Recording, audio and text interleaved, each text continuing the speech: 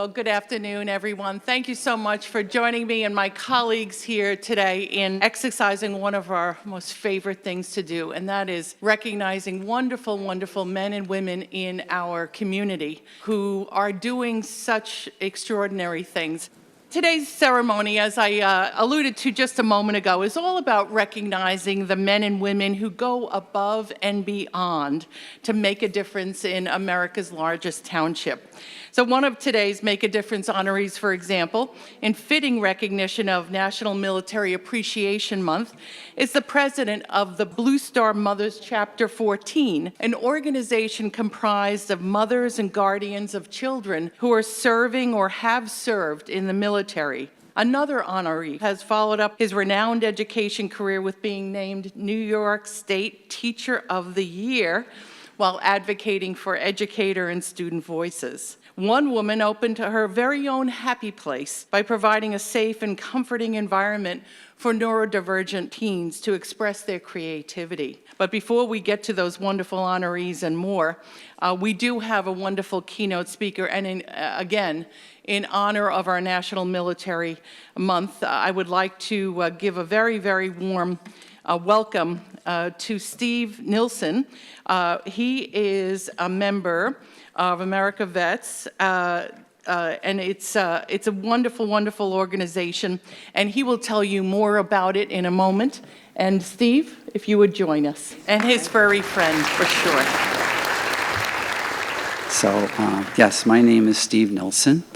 I served in the military in Vietnam, infantry, helicopter assault, and with a lot of brave souls who, when I say I have medals, they're not mine. They belong to my buddies who have served with me, who died with me, who were wounded with me. And I think every veteran thinks the same way. So, but I'm here today with my dog, T, and he's my America's Vet dog. America's Vet dogs are located in Smithtown, New York, and initially began with guide dogs after World War II. So they've been around a long time, and so we also have the Guide Dog Foundation out there, which is our sister organization. T here is the best good boy in the world, right? And I always say everyone's dog is the best dog in the world. And you know, it's true, okay, because they have just a way of just bonding to you and just lifting your life so much. Briefly, that's my personal history.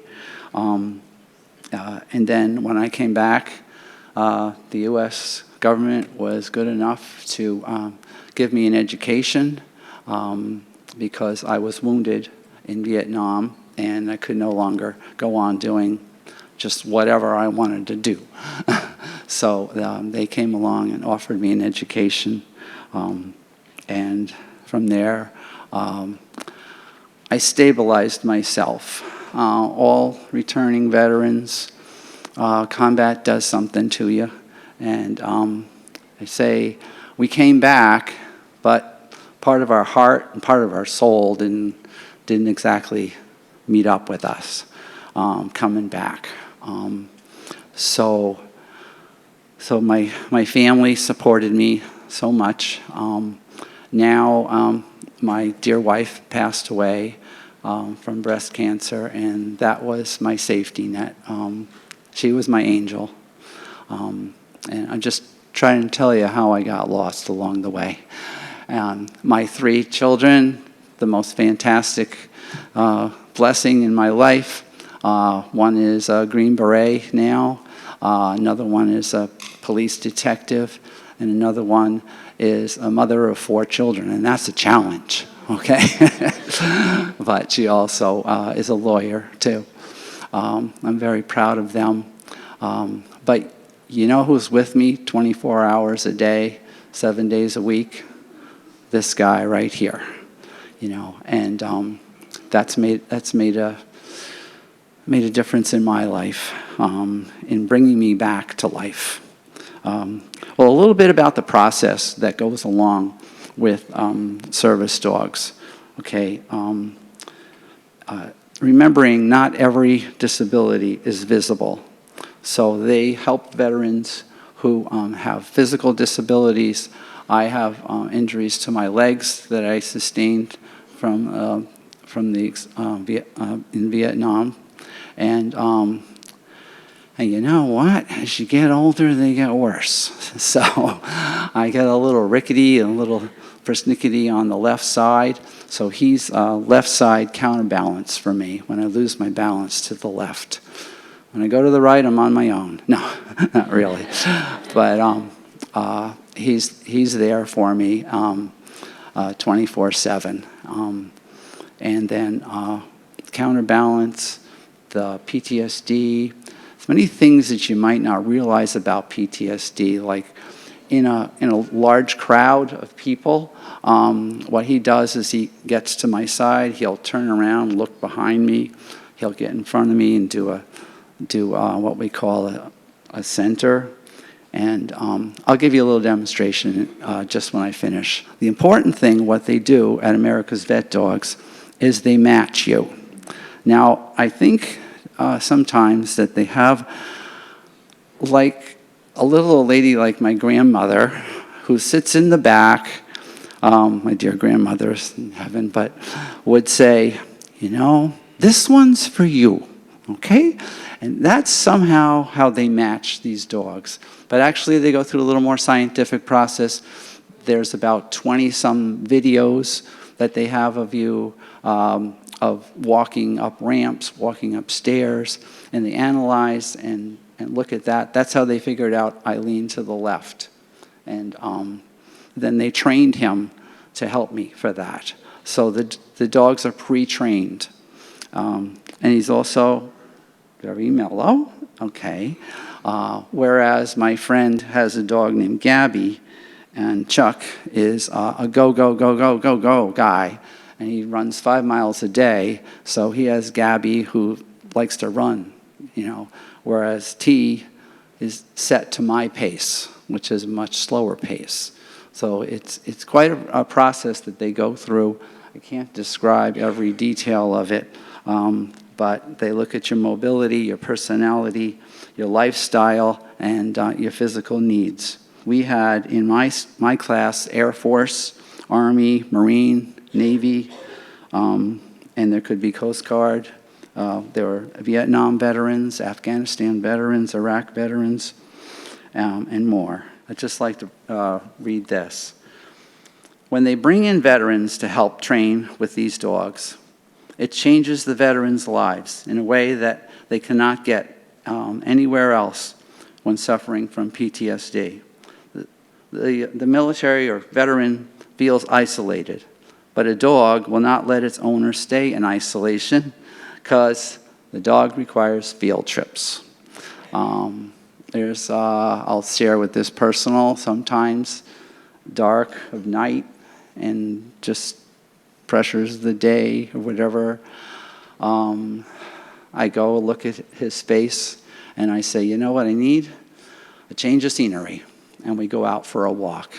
And when I do go out for a walk in the dark down my street, I fear no evil, for good Lord's at my side, but he is at my side too. So I call it change of scenery. A veteran with PTSD will avoid human interaction, and it just happens gradually. I'm a sociable guy. I love people. I was a special ed teacher for 30 years. I was a preschool teacher for 10 years. Can you believe it? And I felt secure and good in that environment. But on my own, it's a different thing. So the dog helps you reintegrate and not draw back. I have some friends that just, we have to work to get them out of the house, you know. And also with PTSD, there's the loss of belonging. But as anyone who's ever had a dog can tell you, a dog will insist on a relationship. Okay. And he has his unique ways of insisting on a relationship, wanting hugs, and And you can imagine what that's like to hug a big guy like that. But he requires it. There's a lot of other things they do. They tug and open doors. They retrieve dropped items. They turn on and off lights. They pull wheelchairs. They manage crowds, and they regulate emotional states. And keep in mind, PTSD is not always visible. And veterans like me try to hide it and or deny it. And T is there 24/7. In the middle of the night or wherever or whenever, he's always there. And I'll tell you a quick story. I got him on July 3rd. On July 4th is not the kind of celebration day many other people may feel. I've dreaded it all my life because I saw enough fireworks. And when I hear them, there's something inside of me that I just can't turn off. And I was walking with him on July 4th. Keep in mind, July 3rd is when I first met him. And I'm walking at the training center, and being the kind of person I am, I said, I'm going to keep training. I'm going to keep going. So all the other guys had gone in for lunch, but I'm still out there plugging away, and he's plugging away with me. When lo and behold, someone on the other side of the fence in a residential area shoots off a major firework. Well, I go down on the left side. He catches me. And at the same time, my instructors, Alex and Adalia, are in the building, and they go, Steve, come on in. And basically they saw my reaction. Not that they were afraid those fireworks going to injure me, but they saw that I was going to get injured. One more I have to tell you. So that night, I was dreading that night, and the room, they have dormitory rooms for you for the 2-week period you stay there. They feed you, and you have a dormitory room. My dormitory room happened to be the farthest out distance, and I got a knock on the door around 9 o'clock or so, and Dahlia and Alex, the two instructors, show up with one of those buzzing sound machines, set it up in my room. They says, you're going to have this tonight, and if things get to you, you come down to the fellowship hall, and we'll sit with you. And I said, oh, I don't need that, But sure enough, the fireworks started, and what helped me, my wife always used to hold my hand during 4th of July night, but this time I had him, and he just laid there next to me at the bed like a rock, my rock of Gibraltar. And that was after knowing me just one day, and you can imagine what it's like now. He's so attentive to me, and he sees what I need. A service dog is not just an animal or a pet. They are the warm heartbeat at your feet. He likes to lay on my foot. A service dog is the loyal guardian of your heart and soul. A service dog is your best friend that makes life seem better when sometimes it isn't, and is there for you until life can be a little better again. Because of him, I laugh a little harder, I cry a little less, and I smile a lot more. And in conclusion, I like to quote my hero, and I tell my kids, Forrest Gump, that's my life right there, okay? And that's all I got to say about that.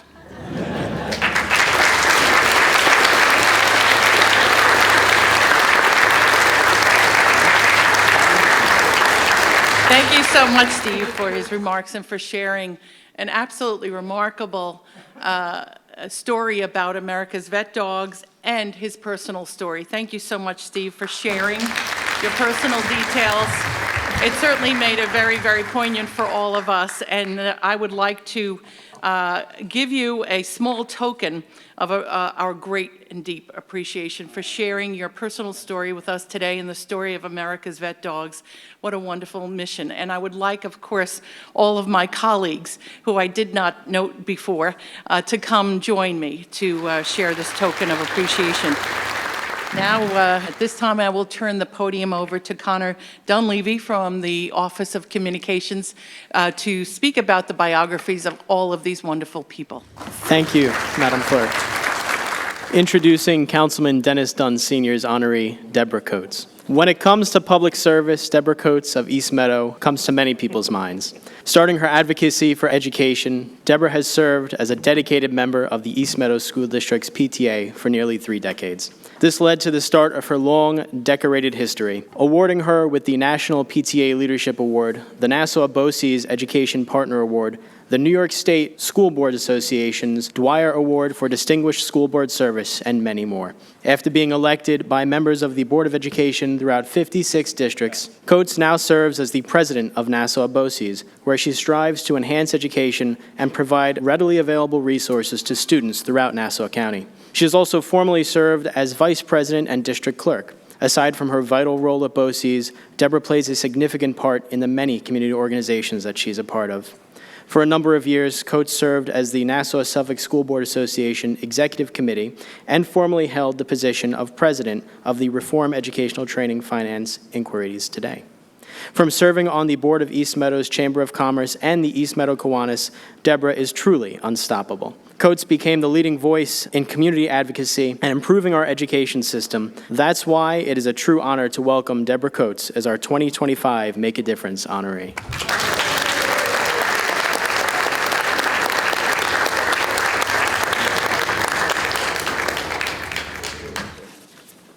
Introducing Councilwoman Melissa Miller's honoree, Ann DeMichael. After 31 years of dedicated public service, Ann DeMichael shows no signs of slowing down, even after retiring. Her lengthy career was marked by tireless labor on behalf of the residents of the town of Hempstead and Nassau County as a whole. From advocating for the homeless and disabled to doing right by our local veterans, Ann will be remembered throughout our town for her warm demeanor, knowledge of government, and straightforward ability to achieve results. Ann played a significant role in having Veterans Memorial installed at Broadway in Hewlett, a memorial which stands as a reminder to those who served our country, and as a reminder of Ann's civic engagement and concern for our community. Ann is known for her sharp memory, always remembering birthdays of coworkers at the county or town, and never forgetting the phone numbers of the many seniors she had assisted during her time at the Town of Hempstead Senior Center in Oceanside. Aside from her plentiful service to local and county government, Ann is engaged in civic groups, in particular the Five Towns Kiwanis Club, the Hewlett House Cancer Survivors Network, and through these organizations, Ann has been able to reach out and touch so many of those in need and offer them a helping hand. Not only secular organizations, but religious as well.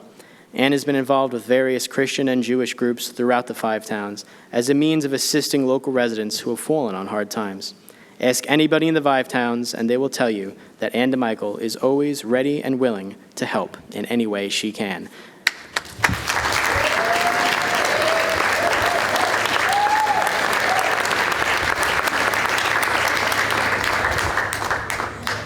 Introducing Councilwoman Laura Ryder's honoree, Angela Lucas. When you talk about making a difference, Angela Lucas doesn't just come to mind, she practically defines it. For almost 2 decades, this Baldwin champion has been a guiding light for young adults with disabilities, sticking with the same students from elementary school through high school as a teacher's aide in the Baldwin School District. But Angela's impact goes far beyond the classroom. Over 6 years ago, inspired by a young man named George and a desire to create something more, she launched Hang Out One Happy Place, a nonprofit that brings together young adults of all abilities throughout dance, art, fitness, and friendship. What started as a small gathering in the local library quickly grew into a community-wide phenomenon filled with karaoke, crafts, park days, spirit weeks, and altogether unforgettable moments. When the pandemic hit, Angela didn't skip a beat. She brought the hangout online, kept spirits high, and even organized outdoor events during the summer, because nothing, not even a global shutdown, could stop her from showing up for her kids. Today, Hangout One Happy Place thrives with the support of Baldwin residents and volunteers and serves families from across Long Island. At its heart is Angela's belief that every person deserves to be seen, included, and celebrated. She's created more than a program, she's created joy. And that's why we are proud to honor Angela Lucas as a 2025 Town of Hempstead Make a Difference Award recipient.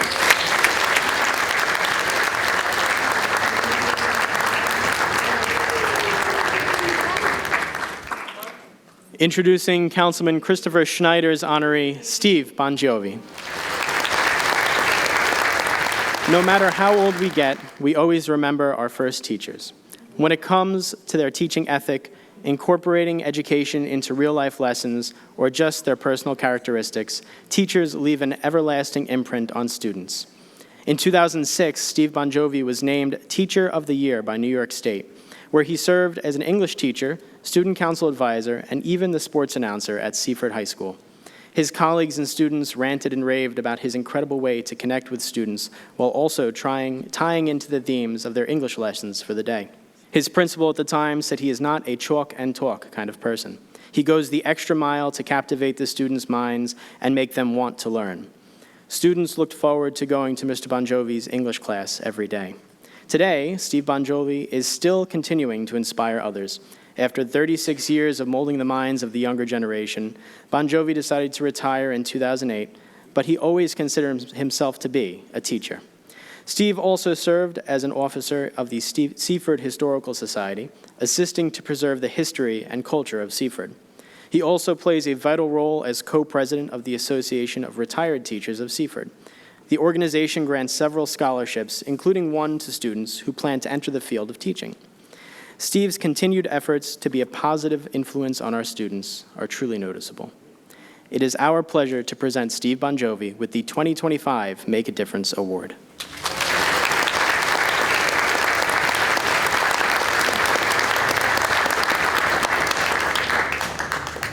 Introducing Town Clerk Kate Murray's honoree, Andrea Nordquist.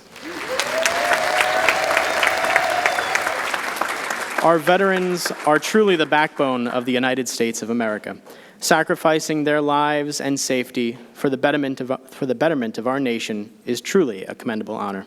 Today, we honor the woman behind the scenes. Andrea Nordquist is the president of Blue Star Mothers New York, Chapter 14, a nonprofit organization comprised of mothers, grandmothers, and other female guardians who have children who are serving our country or have served our country. Their goal is to provide support to each other and their children while promoting patriotism. From spearheading fundraising efforts that allow thousands of articles of clothing to be donated to veterans, to hosting a luncheon for the Long Island National Cemetery staff for keeping veteran burial areas in pristine condition, Andrea Nordquist goes above and beyond in every line of work she commits to. Just last month, the Blue Star Mothers, along with 7 various veterans groups, sewed pillowcases for veterans in Virginia. The groups also joined forces to not only provide comfortable sleeping accessories, but care packages containing essentials for soldiers deployed in Poland and raffled for their next fundraiser. Blue Star Mothers also assist the New York Islanders in Operation Shower by contributing diapers and donations for baby showers held at UBS Arena for 25 local military spouses and active duty moms. Andrea Nordquist is the definition of a hardworking, humble, dedicated servant, which is why it is a pleasure to honor Andrea with the 2025 Make a Difference Award.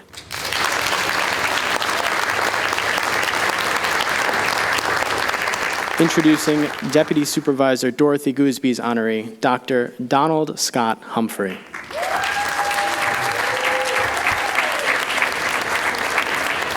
Some educators teach, others transform.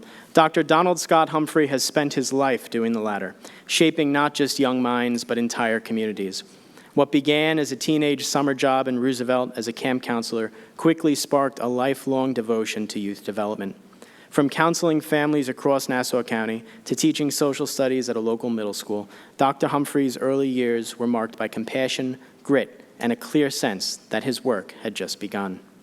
He climbed every rung of the academic ladder, earning degrees from Hofstra, Queens College, and Dowling College. But for Dr. Humphreys, it was never about the title. It was always about the mission. That mission found its home at Turtle Hook Middle School, where he served as principal since 2008. Under his leadership, the school became a national school of character, known not only for its academic strength, but for the values woven into its culture. Dr. Humphrey isn't one to sit behind the desk. He walks the halls, cheers on the orchestra, and checks in on the students personally.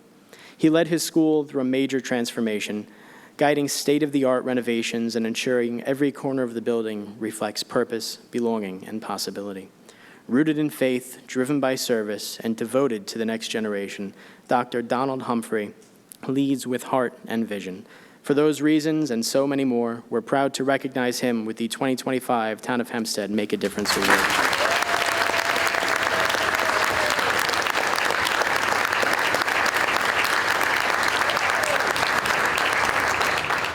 Unfortunately, Councilman Muscarella's honoree is unable to attend today's ceremony, but we will still recognize his service as a Make a Difference Award recipient. Dennis Lyons of Franklin Square has worn many hats in his long and accomplished life, but he's best known for the town of Hempstead for donning a fire helmet, one he's worn proudly as a member of the Franklin Square and Munson Fire Department for nearly 6 decades. Dennis now serves his 5th elected term as a fire commissioner, a position he has held since 1998. He first joined the department in 1967 as a member of Engine Company No. 2. He rose through the company ranks, becoming lieutenant in 1969 and captain in 1971. Dennis went on to become one of the most successful and respected individuals in the New York State Fire Service. He's a member of the Association of Fire Districts of Nassau County, the Association of Fire Districts of New York State, and many other prestigious organizations. In between serving as Franklin Square firefighter and a 60-year employee of Con Ed, Dennis is also a notary public, a process server, and a licensed state private investigator, which includes service to the Society for the Prevention of Cruelty to Children. A passion for community service and dedication to others continues to burn within Dennis. Please join us in congratulating Fire Commissioner Dennis Lyons.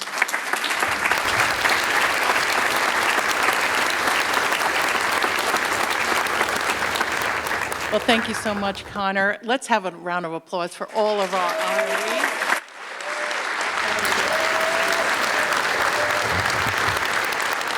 This concludes our ceremony, but again, I want to thank on behalf of all my wonderful colleagues, each and every one of you for showing up, for supporting your particular honoree, but even more importantly, for supporting all of these wonderful, talented, big-hearted individuals. So thank you very much for coming, and congratulations to all of our honorees.